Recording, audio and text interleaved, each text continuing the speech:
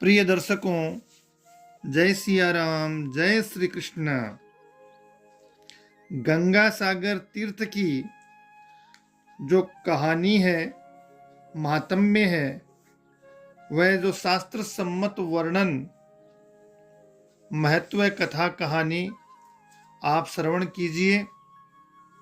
बड़ा महत्व है गंगा सागर तीर्थ का।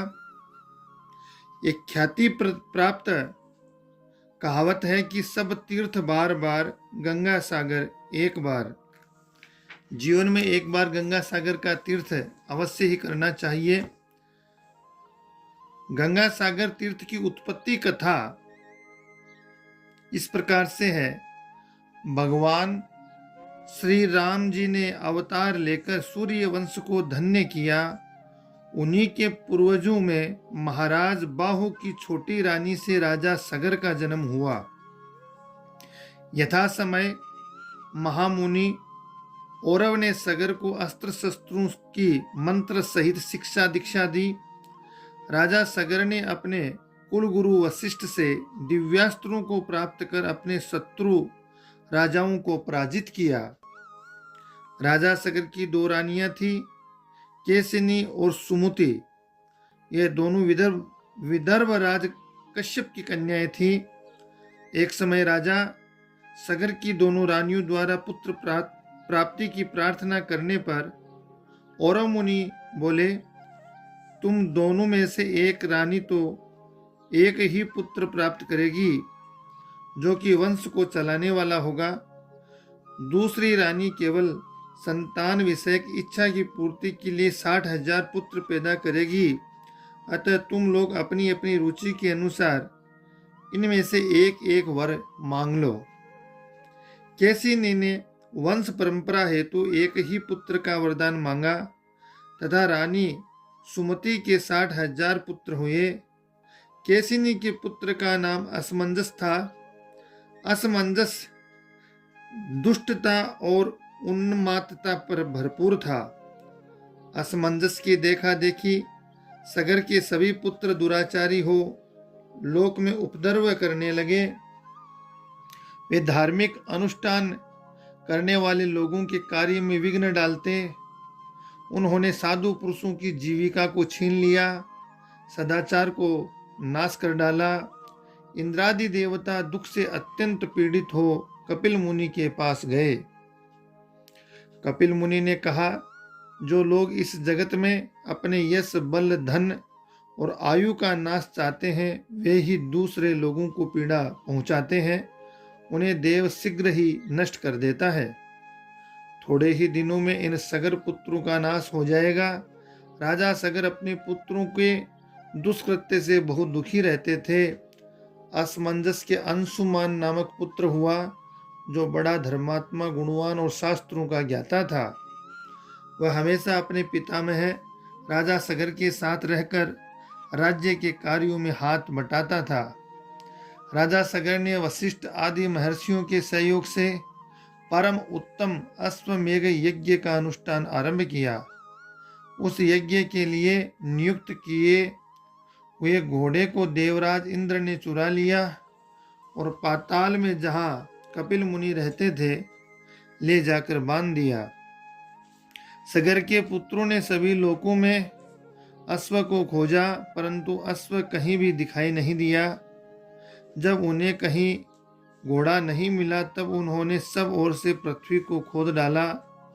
एक एक ने अलग अलग एक एक योजन भूमि खोद डाली और कपिल मुनि के आश्रम में जा पहुंचे। जहां एक कोने में कपिल मुनि के पास घोड़ा दिखाई दिया।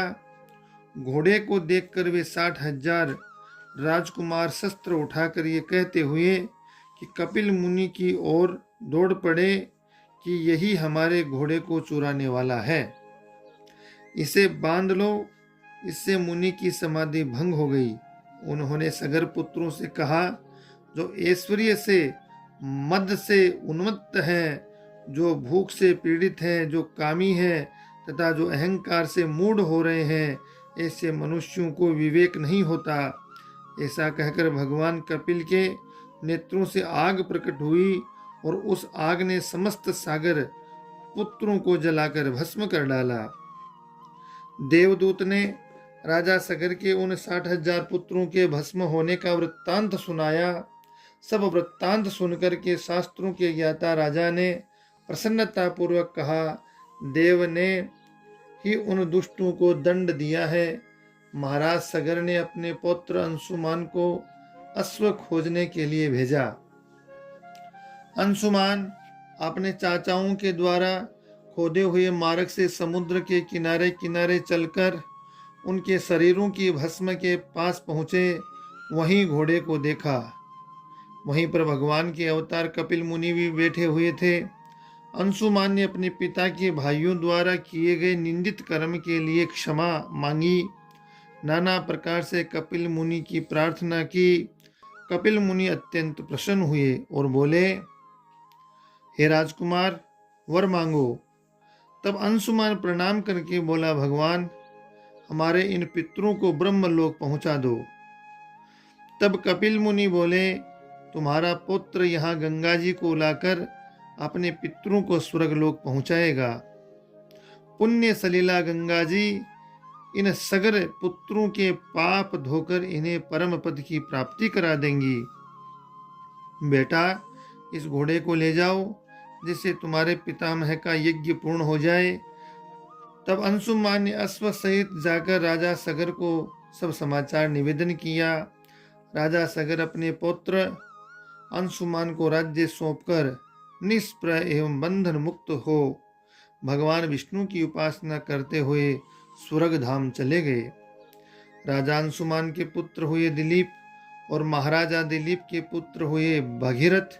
यद्यपि राजा अंशुमान, दिलीप सभी ने घोर तपस्या की, परंतु अंशुमान के पुत्र दिलीप के पुत्र महाराज भगीरथ की तपस्या से प्रसन्न होकर भगवती गंगा ने उन्हें दर्शन दिया और कहा, मैं तुम्हें वर देने के लिए आई हूँ। तब महाराज भगीरथ ने अपना अभिप्राय बताया कि आप मृत्युलोक चलिए। गंगा जी ने कहा, जिस समय मैं स्वर्ग से पृथ्वी तल पर गिरूं, उस समय मेरे वेग को कोई धारण करने वाला होना चाहिए। तब महाराज भगीरथ ने भगवान शंकर की तपस्या की। तपस्या से प्रसन्न होकर भगवान शंकर ने गंगा जी के वेग को सिर पर धारण करना स्वीकार किया। इस प्रकार जब गंगा जी स्वर्ग से चली तो भगवान शंकर ने उन्हें अपनी जटाओं में धारण कर लिया। इसके बाद राजर्षि भगीरथ त्रिभुवन पावनी गंगा जी को लेकर वहां आए, जहां उनके पितरों के शरीर राख के ढेर बने पड़े थे। इस प्रकार गंगा सागर संगम पर पहुंचकर गंगा जी ने सगर के जले हुए पुत्रों की भस्म को डुबो दिया। यद्यपि सगर के पुत्र ब्राह्मण के तिरस्कार के कारण भस्म हो गए थे, इसलिए उनके उद्धार का कोई उपाय न था। फिर भी केवल शरीर की राख के साथ गंगा जल का स्पर्श हो जाने से वे स्वर्ग में चले गए।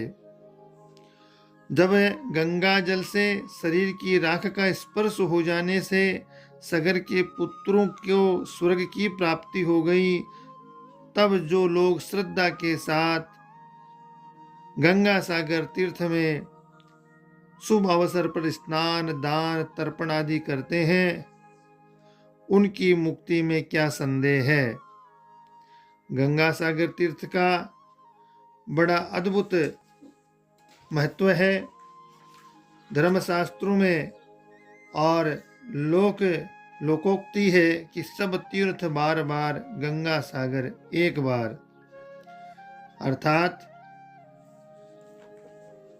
जितना पुण्य दूसरे तीर्थों के अनेक बार जाने से, दर्शन करने से जो पुण्य होता है, उतना पुण्य गंगा सागर के एक बार के दर्शन करने और स्नान दान पुण्य से प्राप्त हो जाता है। इसलिए गंगा सागर का तीर्थ जीवन में एक बार तो अवश्य ही करना चाहिए। इस प्रकार से ये गंगा सागर तीर्थ की उत्पत्ति कथा, गंगा सागर का महत्व, गंगा सागर तीर्थ की कहानी धर्मशास्त्र में वर्णित मैंने आपको सुनाई। आप गंगा सागर के महत्व की ये कहानी सुने। जीवन में जब भी अवसर मिले गंगा सागर का तीर्थ करें। अपने प्रियजनों, स्नेहजनों, मित्रजनों को वीडियो की लिंक शेयर कीजिए। वीडियो को लाइक, शेयर, सब्सक्राइब कीजिए। किसी भी प्रकार की यदि मानवीय भूल रही तो उसे क्षमा करें। आप सभी अपना स्नेह प्रेम इसी प्रकार देते रहें। आप सभी को जय सिया राम, जय श्री कृष्णा।